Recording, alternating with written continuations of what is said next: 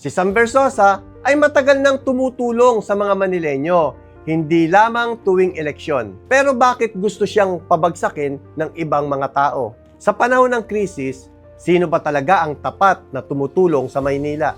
Si Sam na nagbenta ng kanyang ari-arian para tumulong sa ating mga kababayan o ang isang tao na ibinenta ang ari-arian ng Maynila upang itulong di umano sa ating mga kababayan? Hindi siya nag-antay ng eleksyon para lamang makatulong. Siya mismo ay naglabas ng 100 million pesos mula sa kanyang sariling bulsa para sa mga medical supplies, ayuda at bigas na ipinamahagi sa buong Pilipinas, hindi lamang sa Maynila. Habang ang ibang politiko ay nagbebenta ng ari-arian ng Maynila, ngayon yung iba, binabaligtad nila ang kwento.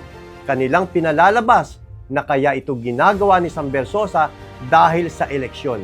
Pero ang tanong ko, sino ang nagbigay ng sariling yaman upang tumulong? Sino ang tunay na nagmamalasakit kahit walang kamera? Si Sam Versosa matagal nang naglilingkod at gagawin pa nga niya ang lahat para sa ikabubuti ng ating bayan. Ngayon, ang tanong ko sa inyo, sino ang tunay na may malasakit?